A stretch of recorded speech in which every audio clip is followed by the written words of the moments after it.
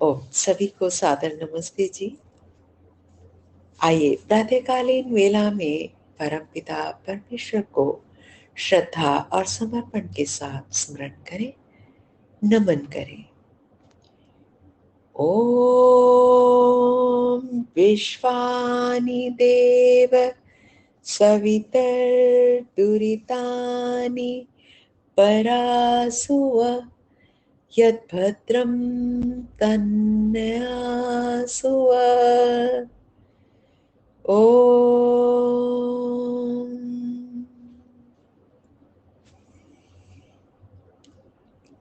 ईश्वर के स्मरण से सब दोषों का नाश होकर पवित्र हृदय में प्रभु प्रेरणा सुनाई पड़ती है, तेजस्विता व श्रेष्ठता प्राप्त होती है। तो आइए ऋग्वेद का स्वाध्याय प्रथम मंडल 33वां सूक्त और चौथा मंत्र। हमने पिछले मंत्र में जाना था ईश्वर हमारे स्वामी हैं, हम उनकी प्रेरणाओं को सुने और अपनी इंद्रियों को श्रेष्ठ कर्मों में लगाए रखें। उससे क्या होगा? उसे कहा दस्युवध। मंत्र पाठ करते हैं, फिर देखते हैं।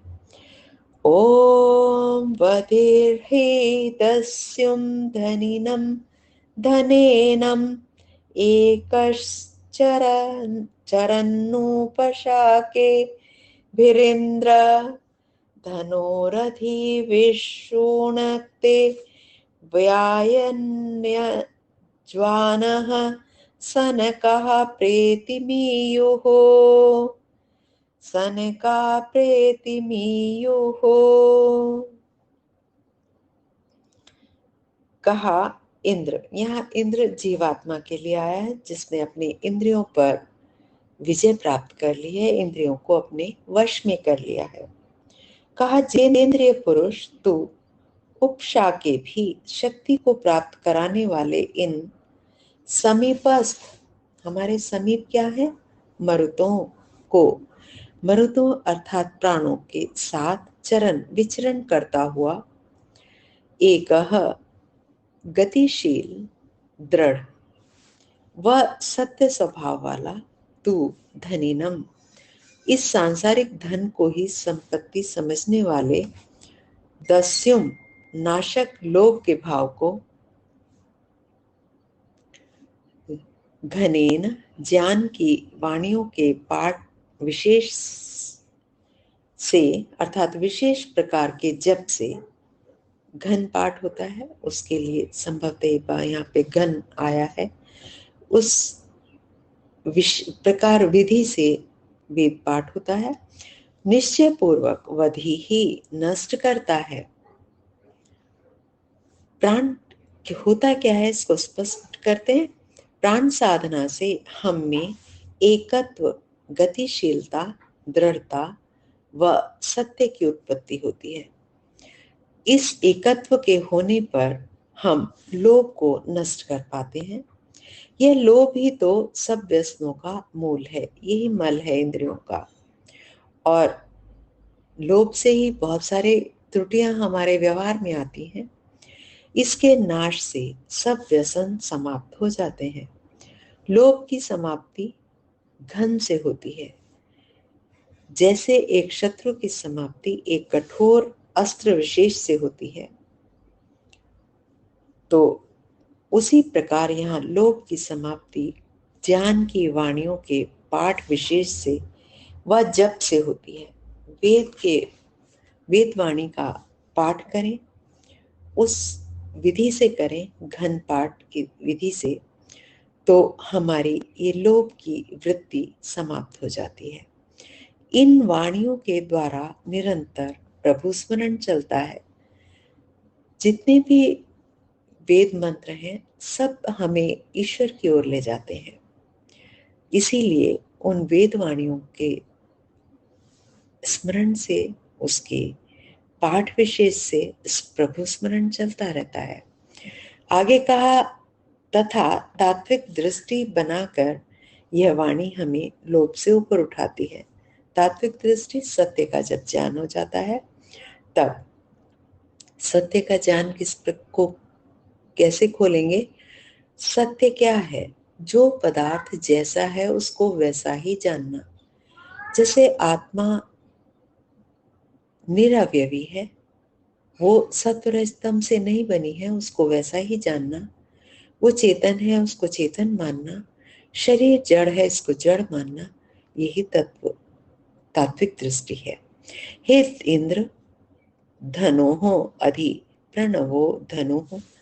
प्रणव ओंकार, प्रणव ओंकार ईश्वर का जो नाम है, प्रभु के नाम रूप धनुष पर पढ़ने वाले ते वे लोभ आदि के भाव विशोणक विशेष रूप से पूर्णतया नष्ट होने वाले होकर पूरी तरह से नष्ट हो जाते हैं। व्यायन विविध दिशाओं में भाग खड़े होते हैं, अर्थात उनका नाश हो जाता है, फिर वे नहीं ठहरते। प्रभु का नाम तेरा धनुष बनता है। किसका? जीवात्मा का धनुष बनता है। और तब आक्रमण करने वाले ये लोभ आदि के भाव विनष्ट होकर भाग खड़े होते हैं। इस इंद्र को यह तात्विक दृष्टि प्राप्त हो जाती है। वो सत्य को जान जाता है कि अयजवान, जो यजशील नहीं है, सन कहा दूसरों के धनों का भी अन्याय से अपहरण करने वाले हैं।